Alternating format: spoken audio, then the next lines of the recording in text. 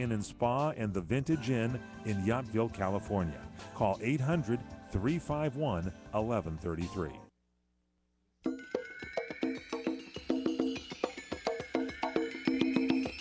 Welcome back here to the PM Show Weekend Edition on CRN Digital Talk Radio. It's that time, ladies and gentlemen. You know what That's I can't believe, man? What?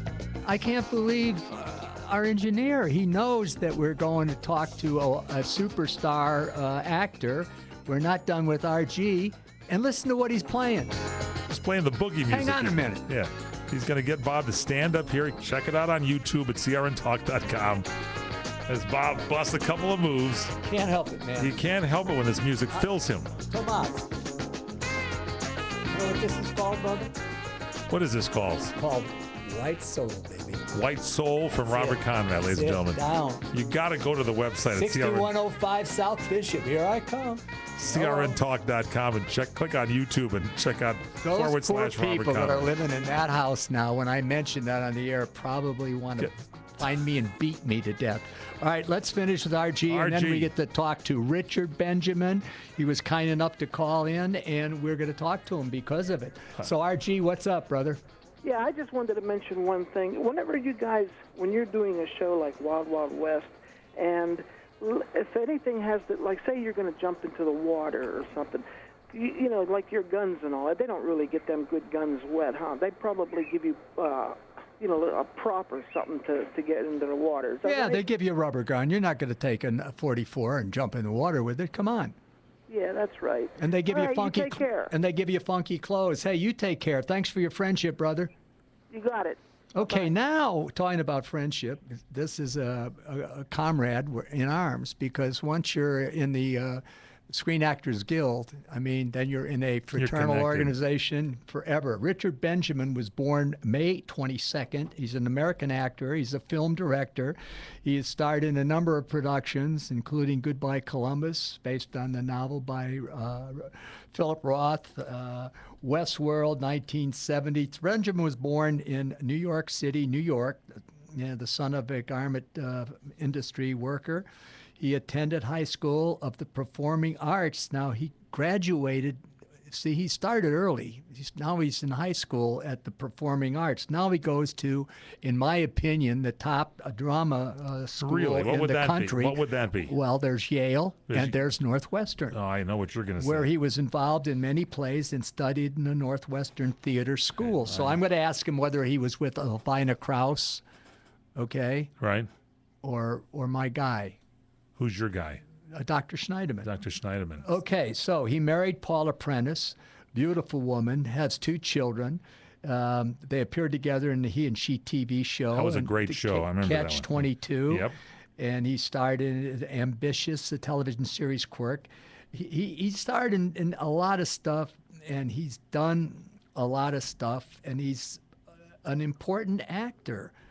He played the sexually ambiguous murder suspect in The Last of Sheila. And then also he was with Yul Brynner in the Magnificent, who ended up in The Magnificent Seven. Anyway, here he is. I'm so happy that he's doing our show. And I look forward to meeting him. And those other persons that we've had, Kevin Spacey, so on and so forth, are people I knew, and I don't know Richard, but I know him from his work. Richard, thank you for calling in, and thank you for being on the show. Oh, a pleasure, Robert. How are you? I'm good. Everything is good. You're listening to the #1 show on cable. We've got millions of listeners, Great. and I'm glad that you're a part of that. Oh, It goes me all too. over the world. Oh, that's wonderful. Yeah, you're being listened to right now in France. Oh, excellent. So go ahead now. Tell us about, so how about Dr. Schneiderman? Yes, well, both. Alvina was, as you know, was just so brilliant, and so many great people came out of that school. Patricia Neal and Charlton Heston. Wow. And Jennifer Jones. Warren Beatty went there for a while, I think. Yeah, and you know who else went there, right? You did. Yes. You did. Went there. I know that. Yeah, and if you walk in there to our theater arts department, you'll see this little thing dedicated to me. Really? And I couldn't believe it. Oh, no kidding. In the Anime Swift building? Yes. Oh, fabulous. I have no idea why. But in any That's event, great. enough about me. Let's talk about you. No. You know, well, I was a big fan of Wild Wild West and Black Sheep. Hey, thank you. Yeah. I'm sorry we didn't get you to direct or act in one of those. We would have done it had I known. Now, what have you, in your opinion, with this career that you've had, what have you enjoyed and embraced the most? Well, it's all been kind of a wonderful ride. I do love the directing. I started doing that in 1982, and you mentioned Yul Brynner, and when we were doing Westworld was a great film, by the way. You were stalked by Yul Brynner. Yeah. And Yul was a terrific guy, just a wonderful guy. And one day we were shooting, and he wasn't called that day, and he was there. He showed up, and the ADs went crazy. The assistant directors, they thought somebody made a mistake and called him. And my God, who's going to tell him we don't need him? And somebody got him out to the set over at MGM, and one of the ADs went up to him and said, "Mr. Brynner, did you get a call to come here today?" And he said, "No." So he said, "Well, is everything okay? I mean, why are you here?" He said, "Because I can't think of a better place to be." Oh, wow. And he meant wow. it. He loved making movies. He loved being there. He loved watching other people do it. And he taught me a great thing in that. He said, "You look at Westerns." And Robert, I don't know if this occurred with you, but when big Western stars, draw and fire, you'll see them blink.